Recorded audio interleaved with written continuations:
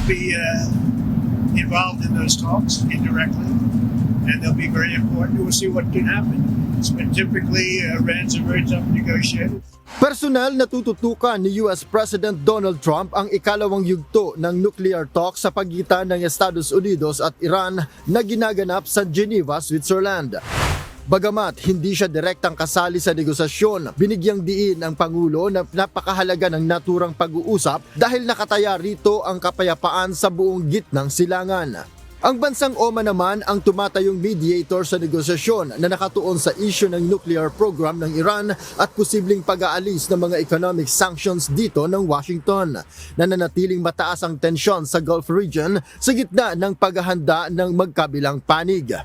Sa mga nakalipas na linggo, pinalakas ng Estados Unidos ang military presence nito sa gitnang silangan at nagdagdag ng mga destroyer, combat ships at fighter jets sa rehiyon bilang bahagi ng hakbang sakaling hindi maging matagumpay ang ginagawang negosasyon.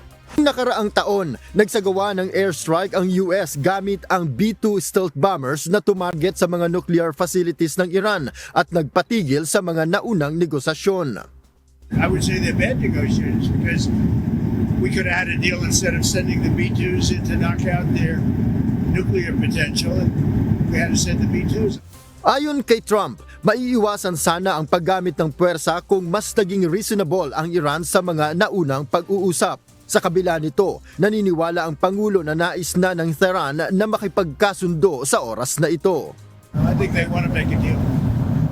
I don't think they want the consequences of not making a deal. Tinukoy ni Trump ang mga posibleng kahihinatnan kung muling mabibigo ang diplomasya, kabilang ang posibilidad ng mas malawak na military confrontation. Sa panig ng Iran, nagpahayag ang Foreign Minister na si Abbas Araghchi na handa nilang talakayin ang usapin sa nuclear program kapalit ng pag-aalis ng mga sanctions na pinataw sa kanila. Sa kanyang pahayag, iginiit niya na layo nila ang isang fair and equitable deal, ngunit nilinaw na hindi sila magpapasakop sa anumang banta. Nananatiling malaking hadlang sa negosasyon ang usapin ng uranium enrichment kung saan iginigiit ng Washington na dapat ay talikuran na ito ng Iran. Gayunman, itinuturing ng Iran na red line ang zero enrichment at sinasabing labag ito sa kanilang mga karapatan sa ilalim ng Nuclear Non-Proliferation Treaty. Kasabay ng diplomasya, nagsasagawa naman ng maritime drills ang Iranian Revolutionary Guard troops sa Strait of Hormuz na isang kritikal na daanan ng langis sa buong mundo.